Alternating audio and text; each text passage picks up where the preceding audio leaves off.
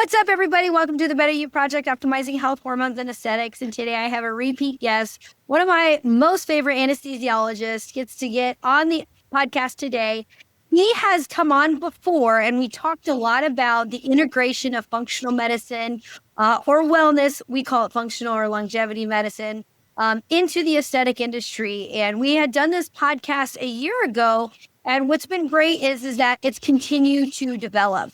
Dr. Ellis here by trade is a board-certified anesthesiologist and has been practicing anesthesia for a very long time. You would never guess his age, but he's been around the block a time or two. But since that time, he's pivoting his role to work specifically more into the functional and integrative medicine side. And it's so awesome just to see him really chase his passion and really help people from the inside out. He and his wife have an amazing practice, the L.A.B Med Spa out of Texas. And so, you ready? I'm ready. Let's do this. All right. So fill us in. So you're pivoting out of anesthesia a little bit more full time now into functional medicine. And what does that look like for you? So at January of last year, I kind of was doing 2 days in the clinic, 3 days in the OR, and just decided that it wasn't working right. I mean, it didn't give me enough time for my brain to switch gears. So this year I started 1 year on and 1 year in the OR and just kind of delving more into the business side of stuff as well. And just, doing my peptide courses and trying to get, more education every day and just trying to see more people and help them. And it's, it's rewarding seeing people come in and just feel better. And it's kind of good for me because, as an anesthesiologist, the reason you go into anesthesia is you want like immediate results. And a lot of the stuff that we do, it may take a few months, but then once the train starts really moving, then you really start to see those results on a regular basis. Yeah, it's good. So for today's topic, we're going to talk about something that I think is really fascinating that doesn't require a lot of money or energy to do. It just requires you to get in a cold ass tub. And why I chose this topic in particular. So Dr. Ellis and I are actually doing a talk on longevity medicine in September at Aesthetic Next. And that will be in Dallas. And one of the things that we talk about with longevity is this concept called hormetic stress or hormesis. And so it's kind of like what doesn't kill you makes you stronger. So we're going to induce a little bit of stress in order to trigger all those healing cascades and those different type of regenerative properties to clean up senescent cells, to activate AMPK, to block mTOR, to turn white fat to brown fat, to do a lot of different things. And so why I chose this topic specifically, number one, is because we're going to be presenting on longevity together, but also Dr. Ellis walks the walk and talks the talk. So he also practices a lot of the things that we're going to present on, looking at biomarkers, doing the peptides, eating right, lowering oxidative stress and inflammation. So Dr. Ellis, let's jump in a little bit here. So tell us a little bit with your history of cold plunging. Why did you choose that? And tell us kind of like what is your lifestyle practice with that? So I kind of looked into it, I would say for about 2 years ago. And it was actually my sister-in-law who was the one, hey, have you thought about this? And I was like, yeah, I've kind of seen the crazy Instagram videos. I'm like, whatever, I'm not interested in that. I don't enjoy being cold. And she was like, no, you should really look into it. So I actually bought one of those horse troughs to begin with, right? And started to put my own ice in it and realized, okay, I am not going to the grocery store every single day and prepping 2 hours before I want to get in this thing. So then I bought a chiller. I had my own DIY setup, and I did that every day for about 6 months. I was doing it at about 52 degrees, right? If you look at the literature, 52 to 59 is kind of where that magic space is. If you go colder, are you getting a benefit? No, you're just showing that you can go colder. Congratulations. You're not really doing much else, just showing you're a little bit more macho. And after about 6 months, my wife was actually the one. She was like, look, you're going in the garage. We had a third-car garage where I had my little setup. She's like, you're going in there. She's like, it's a jinky setup. Why don't you buy the real thing? So I bought a commercially available one and started to do that, put it in my backyard. And I did it religiously. for close to a year. And really, you don't really ever get used to getting into cold water, but your body's response, you can tell that you definitely get that habituation. You don't really get that, ACTH and cortisol release as much. Your body starts to realize, oh, okay, this is actually a good thing, not a bad thing. And sleep was better, mental focus got a little bit better. Whether that's from the dopamine and the norepinephrine and all that, which, the studies that are out there are kind of done on plasma, not brain, so they don't do CSF. So we don't know if the dopamine is reaching the brain or not. So is it a systemic thing, or is it, specifically body without brain? But I did notice that. And then we got a puppy, and I had to potty train and all that kind of stuff. So cold plunging kind of went by the wayside. I didn't have time in the morning, and I've just restarted it actually a couple of weeks ago. And yeah, the reintroduction, let me tell you, and that was, woo-hoo. I mean, you get in there and it sucks every single time. Yeah. But the nice thing is it enables you to realize in life, if I can get into this every day and overcome this challenge, you can do hard as things. Stupid. Yeah, you can do anything. I mean, as stupid as it sounds, it really does kind of reset your thinking. It absolutely does. Absolutely does. So you brought up a really good point. There's a lot of trends on social media, and you and I like to sit in the back and roll our eyes. You like to raise your hand, and I tell you, put your goddamn hand down and quit drawing attention to us. But that's a whole nother conversation. So, there's some schools of thought where, women in particular should not do it in certain phases of the cycle. If you have someone who has HPA axis dysfunction, you shouldn't be doing it because you're already worried about your adrenal distress. What are your thoughts on that? Like, how do you counsel patients if they were a menstruating female? Only because what I try, so we have a cold plunge. I tried to not get in there in the luteal phase of my cycle. So yesterday morning, Min was like, "Hey, do you want a cold plunge? I'm going to turn it on." I said, "I'm actually I'm day 22, so I can't, but catch me in a week, kind of thing." So, what do you think about that? And if you kind of look at the literature, and unfortunately, there's not a whole bunch of literature around this. There's really, especially on women, there's not. No. There's not. And mainly it's on men, and it's on Scandinavians, and they're the ones who have been doing this whole heat cold therapy for a long time. And there must be something to it, right? Because they're relatively healthy as a population. But for women, if you kind of dig deeper into the literature, yes, there's you should be doing it that 1 week that you're menstruating, basically. And that should be really the time when you're doing your hard workouts too, as a female, right? And if you're doing it outside of that, then you're increasing your stress response, and actually you're doing more damage than good. And then for men, it doesn't matter, right? Men, it's easier. You just get in whenever. But also with women, it's a different temperature, right? You can't do as cold as men. So women should be closer to that 58, 59 degrees or 15 degrees centigrade, whoever's listening, right? Kind of temperature. So I always tell my women, in fact, my sister-in-law quit doing it because of this very thing. She was like, it's just too much of a pain for me to keep it, just remember to do it in that 1 week. So I just tell my women, I'm like, look, if you're going to do this, then you basically just have to do it in that week. Then you're menstruating, and you really should be doing your HIIT exercises and everything in that same time. But then sauna, free game. That doesn't matter. Whenever, all those things. I also follow that same rule too when I have a female and they've got like a luteal phase dysfunction, and you can tell they're just like burning on adrenaline all day, drinking coffee, those power drinks and everything. And I tell them, like, during the luteal phase of your cycle, you really should be doing more restorative exercise. So stretching, yoga, light Pilates. I love rucking, but we're just wearing a weighted vest and just go for a walk, especially after you eat. That's the best.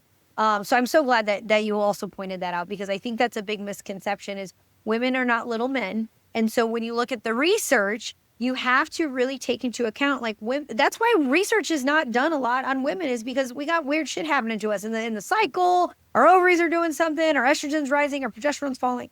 It gets really, really hazy. So I think understanding and listening to your body. Listen to your body. So what works for your sister may not work for you, or what works for me or Dr. Ellis may not work for you. Let's talk a little bit about differentiating the difference between cold plunge, cold shower, and like cryotherapy. Okay. So cold plunge is cold water immersion. So when you get in there, your entire surface area of skin is being subjected to that temperature change. Right. And also, I mean, if you're cold plunging, you've got to cold plunge in continuously moving water, right? You can't just get in there and sit, because you're going to get that layer of isolation around you. And that's not going to give you the benefit. So either you have a pump attached to your cold plunge, or you move around. You can't just sit still.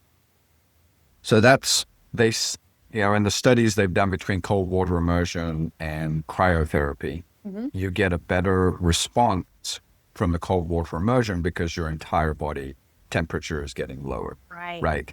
And then your core does all of its metabolic things to keep itself warm, and you get all that vasoconstriction, all the goodies, norepinephrine, dopamine.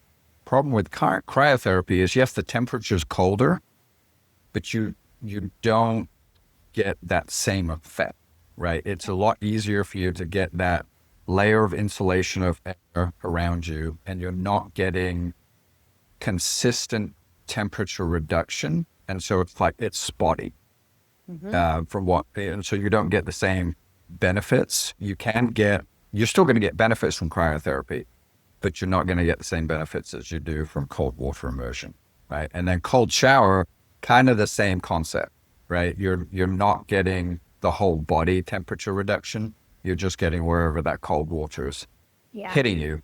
But it's a good introduction. Yeah. To get into a cold water shower and get used to that, and then cold plunge, right? It's sometimes a better introduction than just jumping into a cold ass of water and realizing this is not for me, right? Sure. I think the other thing too, having done a cold shower and having done a cold plunge, I think the shower is awful, because it's like death by 1,000 frozen needles because of the water pressure, versus being submerged. You're just like slowly getting in, kind of thing. No, I agree.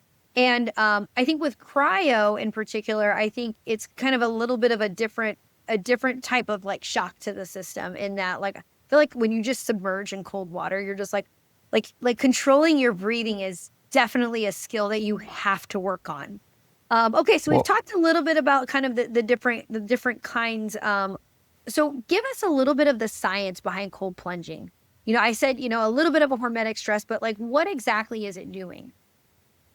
So as soon as you get in, right, your body is going to vasoconstrict. It's going to want to save that core temperature. So you're going to get cutaneous vasoconstriction, so reducing peripheral heat loss, right? And then you're going to hopefully not get shivering. The first few times you do it, you're probably going to get shivering until you get that habituation. But you're going to get that shivering thermogenesis. So what's that going to do? That's going to increase your metabolic heat production. That's going to turn over the engine, right? So you're going to burn a few more calories there. But you also, because of that hormetic response and that sudden shock to the system, you're going to get a rapid rise in your catecholamines, right? Mostly norepinephrine. Studies are not hugely strong on the dopamine. I know there was that one study I think they did with the military guys for PTSD, where they left them in cold water immersion for almost an hour, which seems like completely brutal to me. I don't know why anybody would want to do that. And you don't have to do it for that long. No. 3 minutes is about the max that you need to do, so you don't get hypothermic. I mean, that's the biggest problem, right? Then you're going to get a cortisol rise, so you're going to get that little peak in cortisol. And I actually wore a continuous glucose monitor when I was doing it back in, a year ago.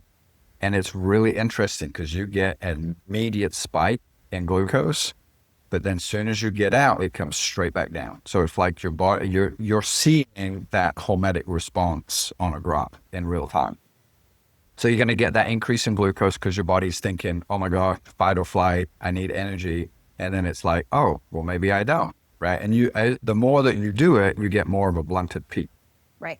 And then increased heart rate, blood pressure. So obviously, people who have cardiac disease, uncontrolled hypertension, probably not a good idea for you to start doing this. I would do it at much warmer temperatures and just decrease your temperature, weekly kind of thing. So it's not such a shock to the system. Then you're also going to get, a change in your cytokines, your inflammatory markers, and leukocyte distribution. And then as we kind of talked about, the more that you do it, you kind of get that attenuated stress response. So that fight or flight goes away. So it teaches your body when a stressful situation comes up, you calm down a little bit quicker. And you get increased thermogenesis, and then you get enhanced heat conservation as you go along. But the other interesting thing is, which a lot of people don't do, and I know you said I'm the extreme one, but I do, is I go under for at least 30 seconds. Like when I was doing it a year ago, I haven't quite got back up to the level I was. When I was doing it a year ago, I would just put my snorkel on and I would just go under for the full 3 minutes. Just sit there and chill for 3 minutes and breathe. Now I just go under. But what that does is initiates the dive response, right? So don't do it initially when you're by yourself, because you don't need to suddenly take that gasp of air and it's really water, right? Let's not do that. But that dive response is going to kick in that parasympathetic system. So the initial increase in heart rate and blood pressure, that's actually going to flip, and you're actually going to get a decrease in both of those metrics. So it's interesting stuff. Yeah, no, that's awesome. One of the other things that, in our practice, we talk a lot about like all the practices that we do, grounding, meditation, we do neurotherapy, vagal nerve stimulation.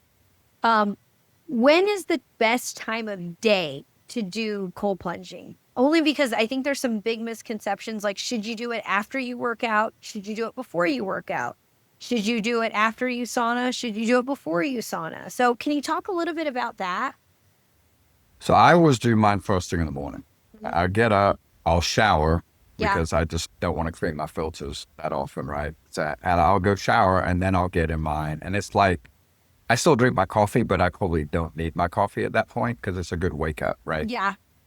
But and then later in the day, I'll go work out. So that's going to help with, so I've already got my recovery from my sleep, right? I've already got the autophagy and the mitophagy and all that kind of crap. I've got good sleep. We know that happens between about 1 and 2 a.m. as long as you go to sleep at 10. So that's just building on that, right? You get that good anti-inflammatory stuff. Now, as far as being around exercise or doing it before bed, right? We can talk about those. So studies have shown that if you do it within 4 hours of resistance training, you're going to hamper your hypertrophy, right? So don't do that. You're going to blunt that whole response. Blunt the benefits of resistance. Yeah. Now, if you're doing, cardiovascular, so if you're doing zone 2 training or if you're doing HIIT training on a bike or a treadmill or what have you, it's actually a good time to get in after, because it's really going to help with all of that inflammation. As you get older, it's a little bit higher, right? You're not able to clear out that lactic acid as well. And it's going to help kind of clear that stuff out. So cardiovascular, absolutely get in after it. Resistance training, either do it that morning or do it, 4 hours afterwards. Now sleep, it all depends. A lot of people say that it can help improve their sleep. But if you're getting that huge traumatic response, you're jacking your body up, you're getting your brain going like crazy. Yeah. And then you're like, well, why can't I go to sleep? Right? So I usually say, if you're going to do it before sleep, then you really should give yourself a couple of hours, because it's going to take a while for you to re-warm up, right? And you don't want to go to bed freezing cold, even though we know when we go to bed, our core temperature decreases so that we sleep and we're more comfortable.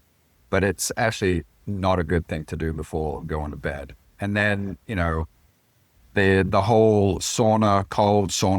There's a lot of good Scandinavian anecdotal stuff that's beneficial for kind of improving that hormetic response and that habituation and the cortisol plateau and flattening and all that kind of stuff. So I don't do the whole cold sauna thing just because, they're not right next to each other. So it's more of a convenience thing. But, just flip-flopping that is just going to give you a little bit different hit on those inflammatory pathways. So what I'm hearing you say is, after resistance training, do not cold plunge. Best maybe first thing in the morning, because you're going to get that alert kind of boost there. Right. If you've done maybe more of an aerobic type activity or a more cardiovascular HIIT type session, maybe not a bad idea to do a cold plunge afterward, correct? Correct. And you said for men in particular, 49 to 52 degrees, doesn't benefit to go below that. Max 3 minutes. Is that right? I mean, you can do, but the problem is they've shown that once you get kind of over 5 minutes, number one, you're not really getting that much of an added benefit Right. at that point. And you've got to be careful. If you start getting closer to 10 minutes, at 8 plus, kind of, then you're starting to dip into the potential hypothermic range Yeah. of stuff. And that's obviously not a place you want Right. to be. Right. Right. And then just recapping, the women, like 58, 59 degrees. And from what I've read, women shouldn't go longer than All the like way. 2 to 3 minutes, something like Right. that. Yeah. And that would be in the phase of the cycle that is not the luteal phase. So the luteal Correct. phase is 15 through 28 of a traditional 28 menstrual cycle. Just recapping, because I know we have a lot of women who listen to this podcast. And so they're going to be like, what did you say? So there's the recap on that. Perfect. Okay, so switching gears a little bit to another one of our favorites is our infrared sauna versus sauna.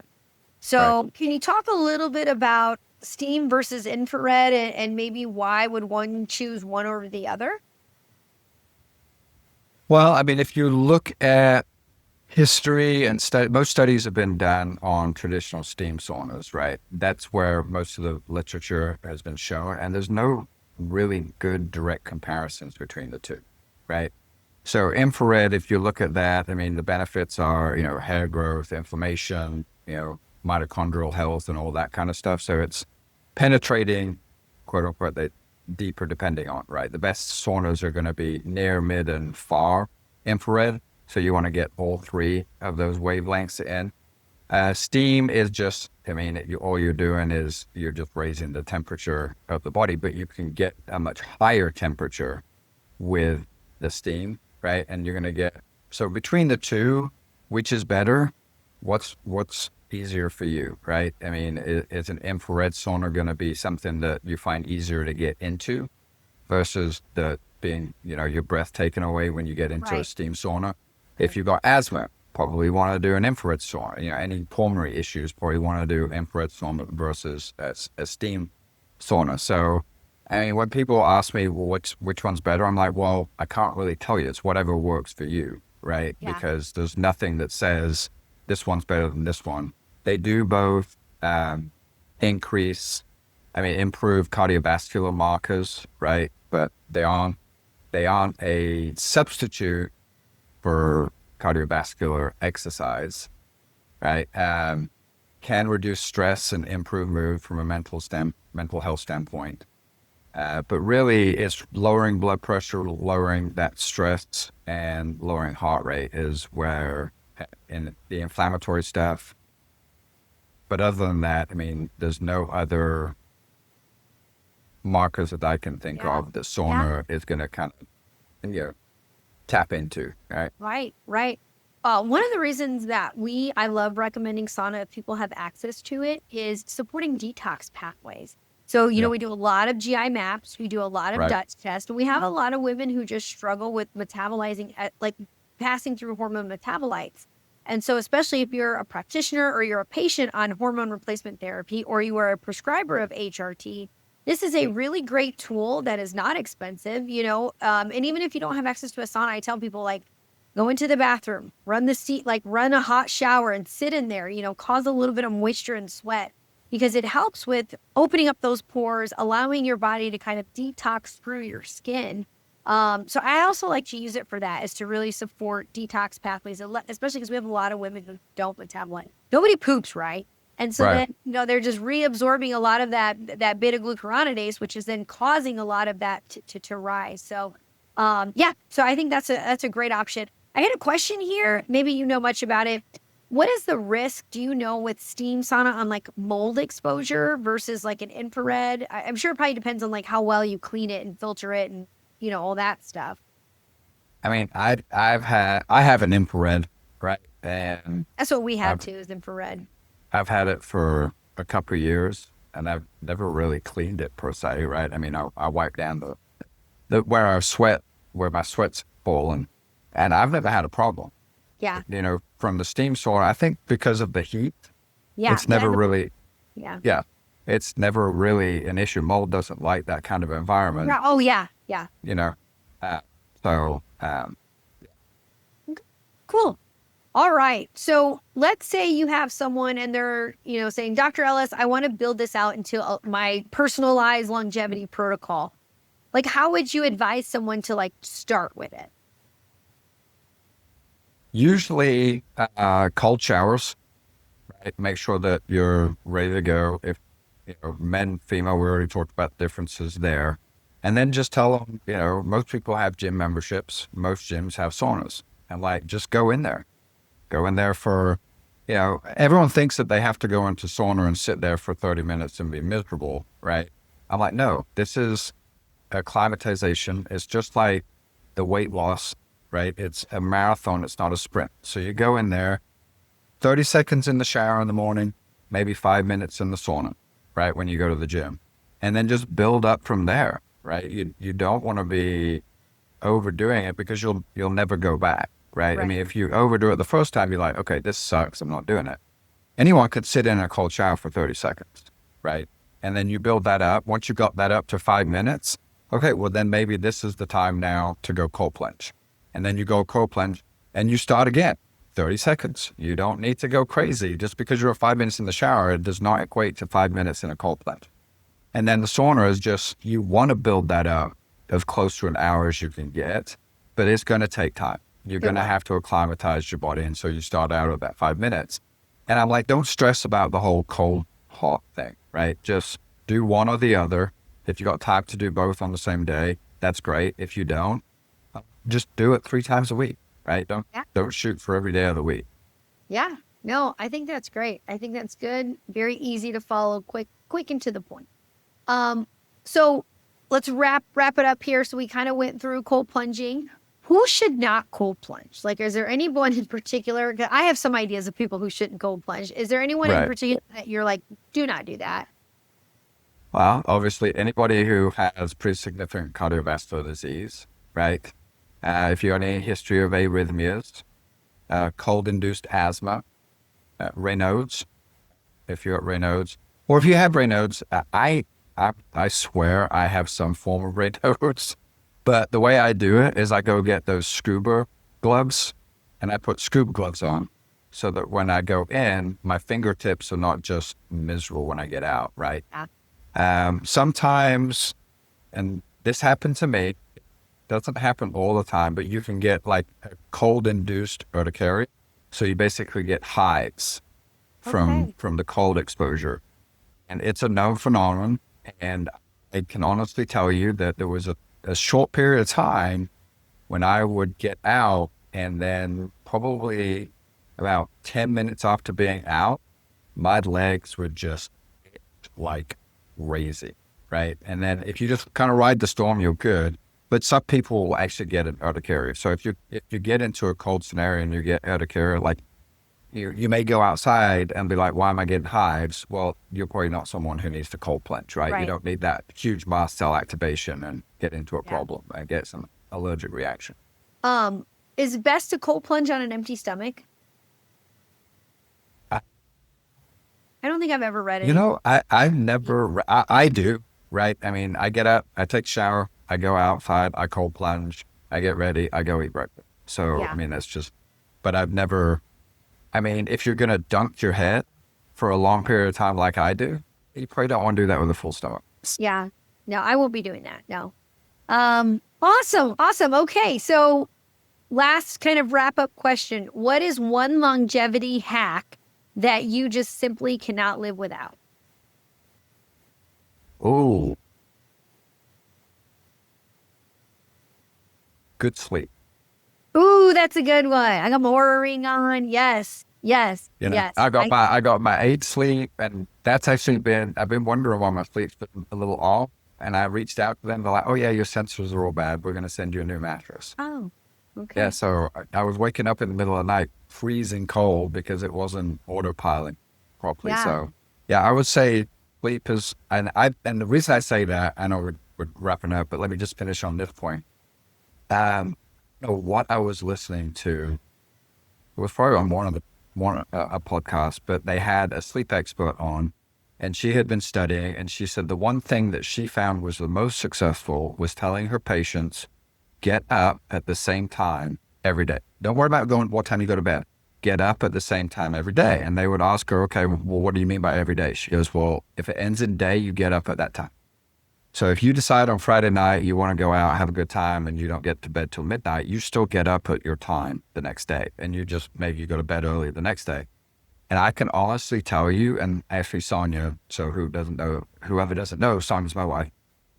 She was like, okay, of all the stupid stuff you've done to fix your sleep, when you did this for 2 weeks straight, I can tell you, you slept better. Because she's usually up longer than I am, and she doesn't sleep very well. I'm trying to get her to do this. But she was like, that's probably the one thing. And I noticed a huge change. And I went back to the OR, and then I had this screwed up, wake up schedule, and completely messed me up. And now I'm doing my next set of getting up at the same time. So that's probably, awesome. the second half. I love that. I agree. Sleep. I'm a brain tapper. Remember that one morning I called you and you're like, what are you doing? I'm like, I'm brain tapping. You're like, yeah, I agree, which is why you and I are presenting together, because we agree on a lot of similar things. So it's good. All right, Dr. Ellis, well, we'll wrap it up here. Where can people find you if they want to work with you in Texas, if they want to hear us speak, if they want to see your very few things on Instagram? Where can we see you? That's hopefully getting better. Now that I'm kind of plunging more into this side of the practice, hopefully that's getting better. But they can find me on, Instagram, Dr. Ellis at L.A.B Med Spa. And then I don't really do Facebook, but we're in South Lake, Texas, the L.A.B Med Spa. So if you just go to the website, www.thelabmedspa.com, you can find us on there. And so, I'm readily available. And then anyone who knows you, can reach out to you, and then you know how to get a hold of me. Yep. Awesome. Thank you so much. Okay.